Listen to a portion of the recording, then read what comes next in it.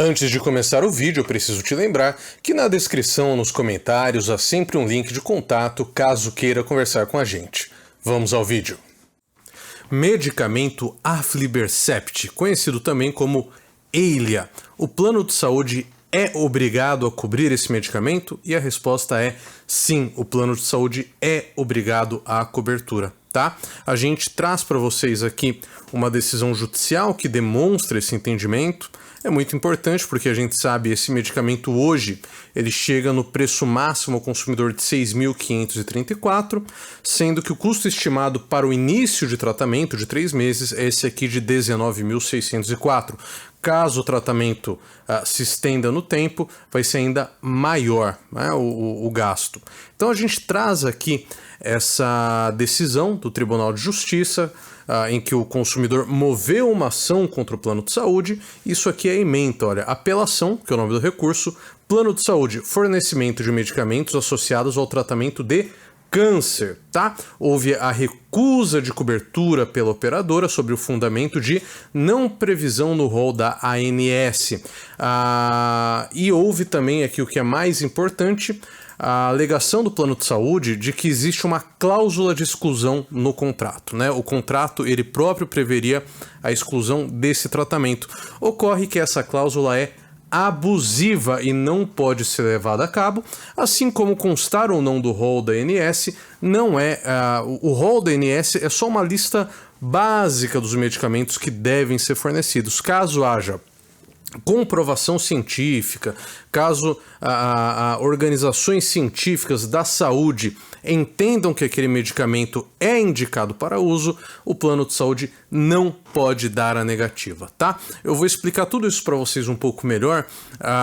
Eu vou explicar exatamente por que é que os medicamentos que são exigidos pelo plano de saúde, que são exigidos pelo seu médico assistente, têm que ser cobertos pelo plano de saúde e mais ou menos como funciona o processo para que você obrigue a operadora de plano de saúde a custear o medicamento. Vamos ali para outro quadro. Vamos lá então, vamos explicar por que é que o plano de saúde é obrigado a cobrir o tratamento que é indicado pelo médico, tá? A gente vai mostrar por que o plano de saúde deve ser obrigado a custear o tratamento prescrito pelo médico e vamos falar um pouco sobre como funciona esse processo, tá? Então vamos lá, o que ocorre? Existe um órgão do governo que é chamado ANS, tá? É uma agência do governo que vai fazer uma lista de quais são os tratamentos e medicamentos que são devidos aos consumidores, aos beneficiários dos planos de saúde. A gente chama essa lista de rol da ANS. Tá? Só que essa ANS é o seguinte, ela muitas vezes não consegue acompanhar a velocidade da ciência, das descobertas médicas, ela também muitas vezes ela é administrada por pessoas que têm interesses de lobistas, de plano de saúde, etc. Então o rol da ANS, ele nem sempre vai contemplar todos os melhores tratamentos para o caso do consumidor, para o caso do paciente, né? E antigamente o Poder Judiciário falava, olha, esse rol da ANS aqui, essa lista de remédios, é só um exemplo, né? O plano de saúde tem que cobrir outros tratamentos além daqueles que estão nesse rol. Ocorre que a Justiça, desde 2022, mudou o seu entendimento e passou a dizer que não, que o que tem que cobrir é o que está nesse rol aqui, com algumas exceções, mas via de regra seria isso. O que ocorreu então? O Congresso foi lá e aprovou a lei 14.454 de 2022, tá? O que é essa lei? Ela é uma lei que vai modificar uma outra lei, que é a Lei dos Planos de Saúde, a Lei 9.656 de 98, tá? A gente chama ela de Lei dos Planos de Saúde ou LPS. Essa lei vai ter no seu artigo 10, eu gosto de citar quais são os artigos para você poder inclusive conferir, né? No artigo 10 você tem uma coisa que é chamada de plano referência. O que é o plano referência? É o mínimo que qualquer plano de saúde tem que oferecer para o consumidor. É o mínimo que qualquer plano de saúde tem que oferecer para o beneficiário. E essa Lei 14.000 aqui alterou a Lei 9.000 para inserir 2 parágrafos, né? Modificar e inserir, que no caso é o 12 e o parágrafo 13, né? O que é que esse parágrafo 12 vai dizer? Ele vai dizer que o rol da ANS é exemplificativo. Ou seja, aqueles exames, aqueles medicamentos, tudo aquilo que consta ali do rol da ANS, é só um exemplo do que o plano de saúde tem que cobrir. E não tudo que o plano de saúde tem que cobrir, né? Aí você fala, entendi. Quer dizer então que o plano de saúde tem que cobrir absolutamente tudo? Não. Tem aqui o artigo 13, que vai trazer 2 opções. Vamos fazer para baixo para ficar até mais fácil, né? O artigo 13 vai explicar que há 2 casos em que o plano de saúde tem que cobrir o tratamento que está fora do rol da ANS, que são os casos em que o tratamento tem comprovação científica e o caso em que o tratamento, o medicamento, o exame, ou seja lá o que for, é aprovado pela Conitec, que é um outro órgão, ou outros órgãos internacionais de tecnologia em saúde, tá? E aqui é importante a gente frisar que a palavra que a própria lei traz é ou, tá? Ou seja, você não precisa que haja comprovação científica e, ao mesmo tempo, seja aprovado por um desses órgãos aqui. A Conitec é um órgão internacional. Basta um dos 2. Mas a verdade é que, assim, essa segunda opção aqui, que é da aprovação da Unitec ou de outros órgãos, ela é meio que, eu achei besteira pôr na lei, para ser sincero, porque se está aprovado por um desses órgãos, é porque há estudos que comprovam a eficácia científica daquele medicamento ou daquele exame para diagnosticar uma doença ou alguma coisa, né? Então isso aqui é um pouco besteira, mas, na maioria dos casos, quando o médico ele prescreve um medicamento, nós temos as 2 coisas, tá? Porque o próprio Código de Ética Médica, ele não permite que o médico prescreva tratamentos experimentais. Tratamento experimental é uma coisa que não é um médico no dia a dia que vai passar para você. Quem vai passar para você tratamento experimental pode ser um médico dentro de um instituto de pesquisa, né? Geralmente não é o caso. O médico do plano de saúde, ele não vai fazer isso, ele só vai te passar um medicamento que tenha comprovação científica, ele já foi testado, já teve pesquisas a respeito da efetividade daquele medicamento ou daquele exame para poder colaborar com o eventual diagnóstico, com a manutenção dos cuidados com a saúde do paciente. E ele normalmente, aqui realmente o Conitec demora muito, tá? Mas quando a gente, aqui no escritório pelo menos, quando a gente vai entrar com a ação, a gente sempre junta no processo documentos que demonstram que existe comprovação científica, e geralmente existe, porque como eu disse, o médico não vai receitar para você um tratamento experimental, ele não é louco de fazer isso, né? Via de regra, lógico que pode ocorrer, né? Tô falando aqui pela experiência que a gente tem no escritório. A gente confia em entrar com o processo porque a gente confia que o médico não tá lá apostando o CRM dele numa aventura, né, no experimento.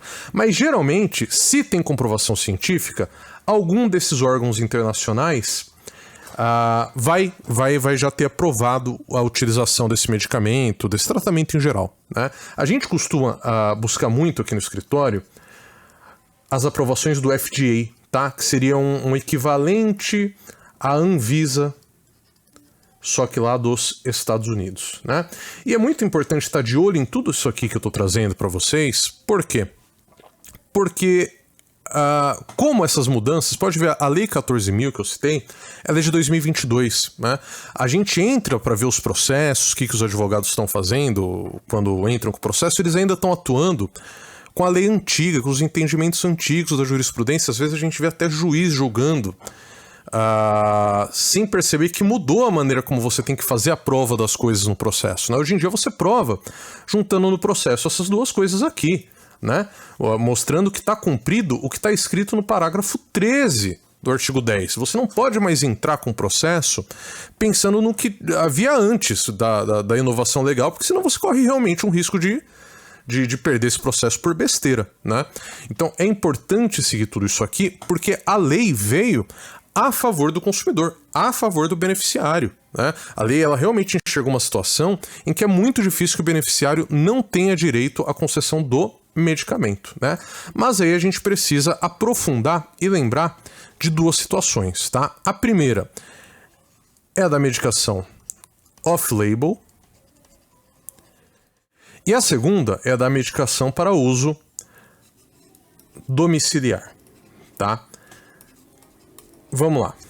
Off-label, o que é off-label? É aquele medicamento que ele está sendo utilizado, mas que aquele uso em específico não está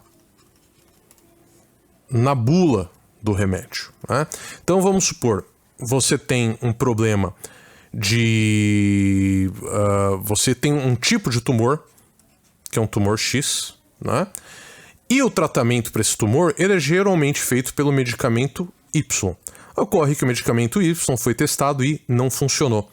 O seu médico sabe que existe um medicamento Z, que ele é aprovado pela Anvisa, é um medicamento que ele é seguro e que ele é usado para tratar... Eu vou pegar um exemplo bem bobo aqui, mas é só para você entender bem o que é o off-label. Ele é usado para tratar queda de cabelo. Perceba que assim, entre queda de cabelo e tratar um tumor, a princípio não tem nada a ver, mas há estudos científicos, a comprovação científica de que pessoas que estavam usando esse medicamento para queda de cabelo e tinham esse tipo de tumor, viram a diminuição do tumor. Ou seja, o medicamento não foi feito para tratar esse tumor, por isso não está na bula. Mas o medicamento é seguro, ele é aprovado pela Anvisa, é um medicamento que tem comprovação científica de que ele vai tratar o seu problema. Logo, o fato de ser uma prescrição off-label, de não estar na bula, não invalida a prescrição, tá? Então o plano de saúde tem que cobrir, tá? Tem que cobrir esse medicamento, mesmo que seja uma prescrição off-label, uma prescrição fora da bula. E aqui, por fim, a gente vai ver uma questão que é não menos importante, que é se o remédio for de alto... Porque se é um remédio baratinho, normalmente a pessoa não tem interesse em ver esse medicamento coberto pelo plano de saúde. Mas e se é um medicamento de alto custo para você utilizar em casa, que é um medicamento domiciliar? O plano de saúde é obrigado a cobrir? E a resposta é não, tá? A gente tinha algumas decisões da justiça no sentido de que se o medicamento, o tratamento, ele é um tratamento de alto custo, o plano de saúde deveria custear mesmo que fosse para uso domiciliar. Hoje o entendimento, e tem uma exceção que eu vou trazer para vocês, tá? Mas hoje o entendimento é que o medicamento para uso domiciliar, por mais que ele seja de alto custo, ele não tem que ser coberto pelo plano de saúde. Ele deve ser coberto apenas quando é para uso, que a gente chama de uso hospitalar, né? Que é o uso quando você está internado, ou uso ambulatorial, ou seja, quando você tem que ir até uma clínica médica, um hospital, qualquer coisa, nem que seja só para aplicar o medicamento e ir embora, né? Mas se ele é aplicado ali no âmbito ambulatorial ou hospitalar, então sim, o plano de saúde deve cobrir o medicamento. Agora, se é domiciliar, aí não deve. Qual é a exceção? A exceção são os medicamentos antineoplásicos, tá? Ou os que fazem parte desse tratamento. Ou seja, se são medicamentos para tratar câncer, para tratar carcinoma, para tratar tudo que for câncer, então sim, mesmo que for para uso domiciliar, o plano de saúde tem que cobrir esse medicamento. Ah, mas esse medicamento ele não é exatamente para o câncer, é um medicamento porque outro medicamento que eu tomo para o câncer me causa um problema estomacal, então eu tenho que tomar esse medicamento que é caríssimo para poder proteger o meu estômago. Não importa, faz parte do tratamento do câncer, portanto, deve sim ser coberto, tá? Então, basicamente, quando a gente fala na obrigatoriedade de um plano de saúde de cobrir tratamentos, a gente passa por esses aspectos, né? E, por isso, se você utiliza a tese correta, que é essa tese que eu passei para vocês, que é fazendo o quê? Pegando a lei, 9656/98. Aí seu advogado entra mostrando que o parágrafo 12 decidiu que o rol da ANS é exemplificativo. E aí ele mostra que, nesse caso, o tratamento, o medicamento, seja lá o que for que foi prescrito pelo médico, está ou comprovado cientificamente, ou já está admitido em órgãos de tecnologia da saúde, como, por exemplo, a Conitec, ou o FDA americano, ou, entre outros, tem a Comunidade Europeia, etc, etc. Mas se o seu advogado vem e traz esses dois pontos aqui e mostra para o juiz, a chance de você conseguir esse tratamento através de um processo judicial é enorme, tá? É muito, muito, muito grande mesmo, né? A não ser, lógico, como eu disse, que seja um caso de medicamento experimental, aí fica muito, muito difícil, né? E é um processo que ele é relativamente... ele é relativamente rápido, porque tem processos que são muito mais demorados, mas todo processo judicial é lento, né? Por isso, quando a gente entra com esse processo, a gente pede aquilo que geralmente o pessoal chama de liminar, né?